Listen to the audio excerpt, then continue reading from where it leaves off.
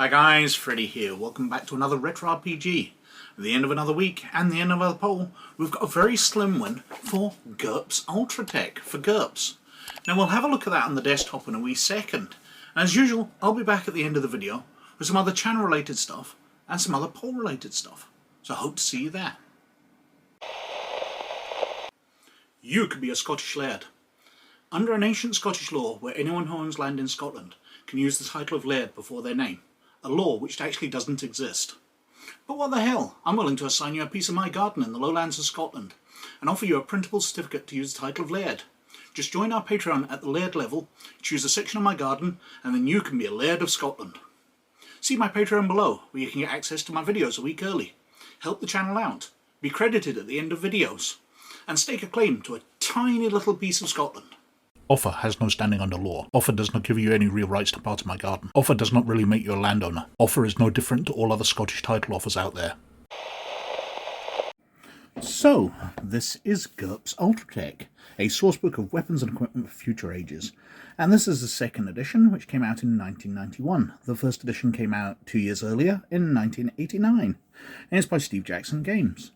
And it is a sourcebook of high-tech equipment, organised by tech levels. But we'll have a look at that when we get into the inside. Let's have a look at the back cover first of all.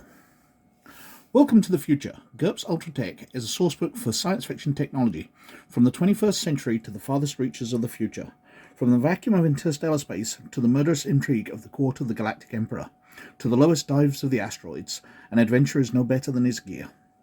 Ultra-Tech is an invaluable companion for any GURPS space campaign.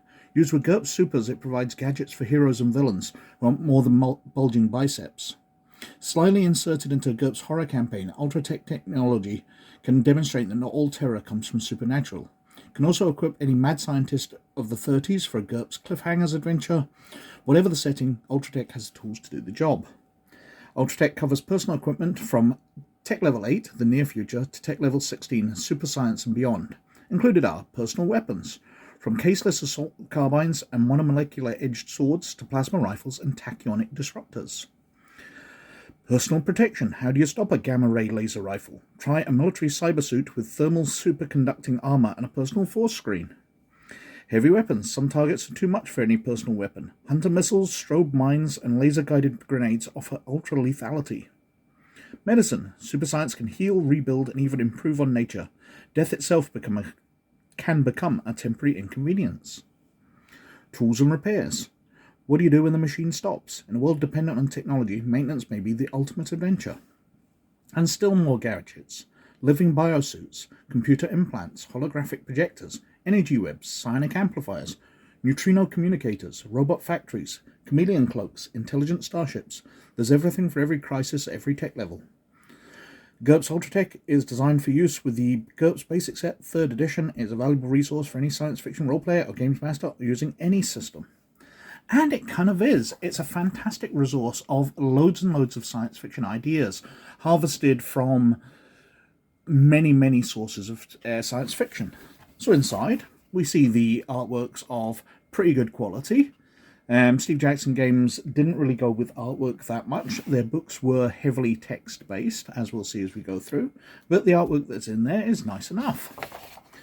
And we've got the contents page, and we see that it's laid out by tech level, and some of the sections are repeated. So we've got the Edge of Tomorrow here, with Tech Level 8 Soldier, and then we've got lists of everything through. The Road to the Stars, and we've got the Tech Level 9 Soldier, and all the equipment. Interstellar Civilizations, the Tech Level 10 Soldier.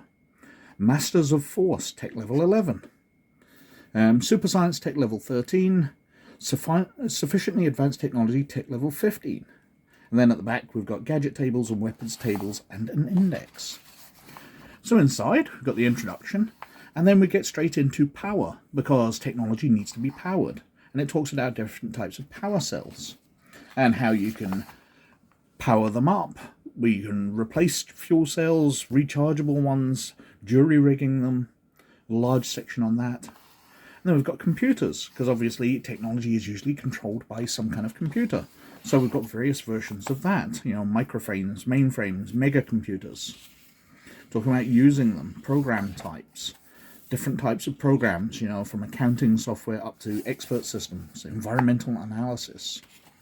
We've got different types of security sensors, different types of databases, computer hacking, it goes into some detail about.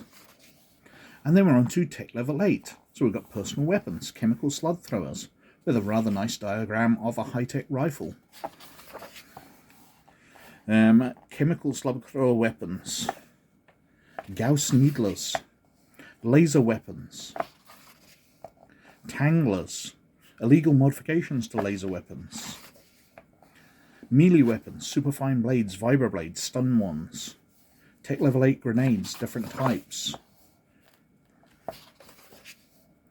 We're on to armour, so monocris, ablative armour, reflect armour, combat infantry dress, different types of communications and recording equipment. Sensors, so from anti-glare goggles, seismic sensors. We've got different types of personal vehicles, from smart cars, dragonflies, microlights. Different tools, exploration and survival equipment. Life support gear. Different vac suits at tech level 8. Surveillance and counter-surveillance systems. We're on to medical science and cloning it details. And this is all just tech level 8. So we've got bionics, concealed weapons and gadgets.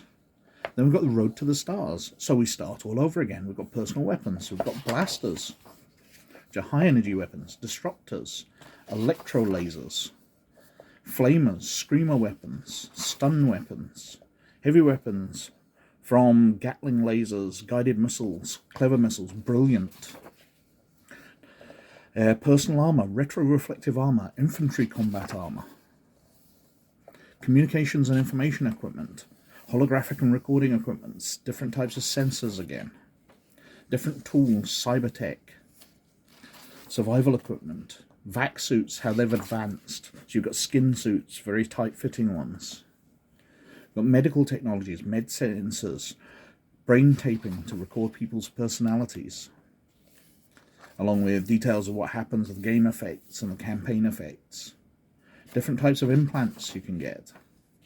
We've got legal ones, we've got street tech. Then we're moving on to interstellar civilizations, tech level 10. So we've got tech level 10 soldier.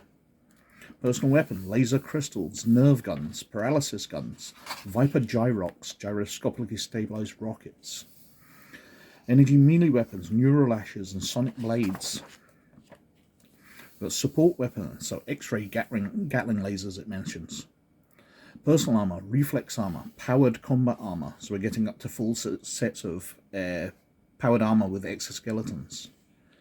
Sensor and communication technology, brain implants, reflex implants, survival and exploration equipment, moving on up, survival modules, survival cocoons, different tools, robo-factories, mini-factories,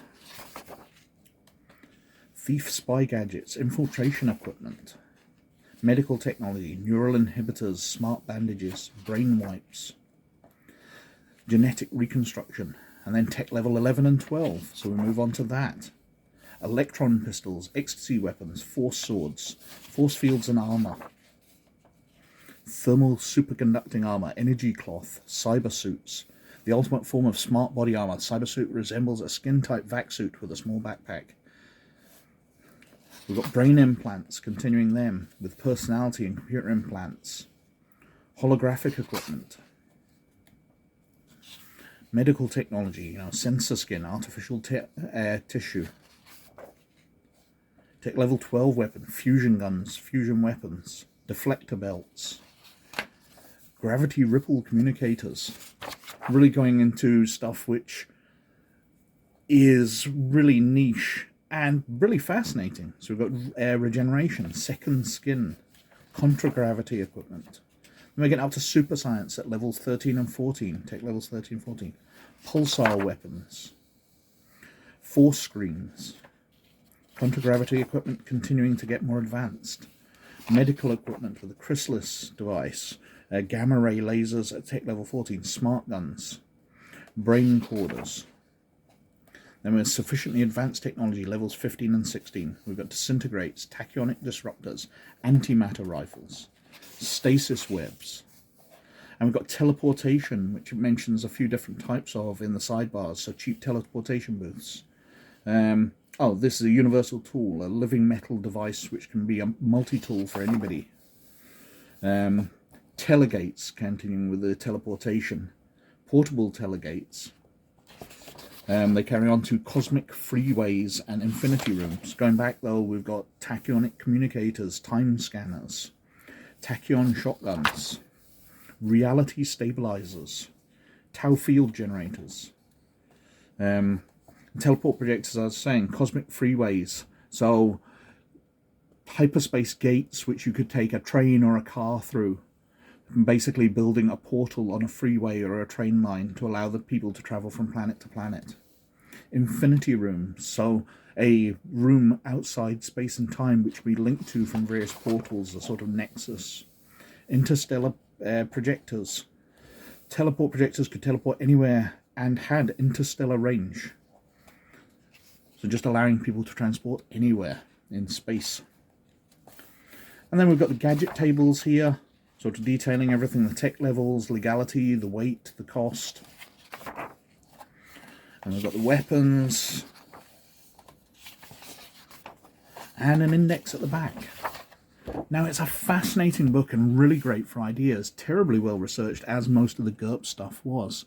You can really dig into this and look for technology and build up a fantastic science fiction world in your own direction without just going, it's kind of like Star Wars, it's kind of like Star Trek. You can come up with your own ideas from this and build your own universe piece by piece. I think I would have preferred it if it was by technology, so it had weapons technology going up through the tech levels, rather than grouping everything together. Because what I noticed on reading through this is certain things which we consider near future, like smart weapons, something which is in Shadowrun, which is in Cyberpunk, which are only a few decades ahead. But this puts them into interstellar travel technology levels, that you'll have laser weapons, that you'll have powered armor before you get smart weapons. And the idea that you have to stick to these tech levels is a bit disconcerting to me. I would much prefer that you could pick and choose and create your own custom one, rather than having it pretty much guide you that at this tech level all these things are available. So that was GURPS Ultra-Tech, and that won the poll this week on 27% of the vote. Only a single vote and a single percentage point ahead of Road Warriors for Deadlands Hell and Earth, which came in on 26%. That itself was ahead of Byzantium Secundus for Fading Suns on 18%, which strangely enough had dominated the poll in the early part of the week. I really thought that was going to win in the first couple of days. Then Road Warriors started beating it, and Ultra-Tech finally dominated at the end. But behind those was And a 10-Foot Pole on 15%, and The Point of No Return for the Babylon 5 role-playing game on only 14%. But, as usual, all of those are cleared out of the poll, and we've got a fresh set, and I'm going to go with a retro RPG. And I thought it'd be quite fun, since we come out to Christmas, to go back and redo the poll from a year ago.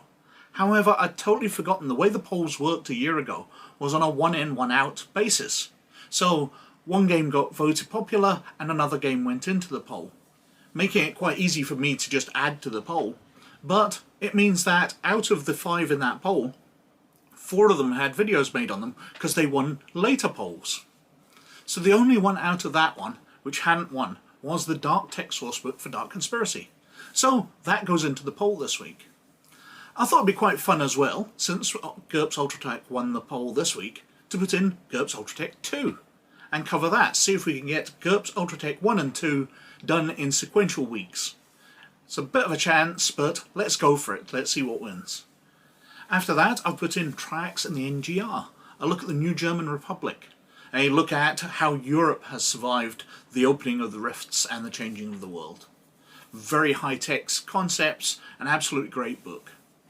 Then we've got Denizens of Earthdawn Volume 1, which looks at some of the races out of the Earthdawn game and how they are very different and how their cultures are very different to similar fantasy races in other games. And one of the reasons why Earthdawn's one of my favourite fantasy settings. And finally we've got Bangkok's Cesspool of the Orient, which is a fantastic sourcebook and one of the very few which look at how the world has developed after the Twilight War, after the nuclear holocaust, in somewhere apart from Europe and North America. We get to see the Far East and how that's been affected by the war. A great book. But anyway, let's see how the poll goes. On other channel related stuff, well, the Cyberpunk game never happened. Same two players who were wanting to play it the week before still wanted to play it, but nobody else had volunteered to join, so it just got called off. If people have interest in games, then come on to the Discord channel and we can talk about setting something up, but I'm not going to go to the effort until we've got a few people chatting in there and we've started to build up some kind of community. Channel-related stuff, apart from that, there's not much. We're coming up to Christmas, so I'm trying to fit videos around it, and we shall see how that goes. But, as usual, I think I've whittled on for quite long enough, so thank you very, very much for watching. But as always, most of all, you look after yourselves, and I'll catch you later. Bye now.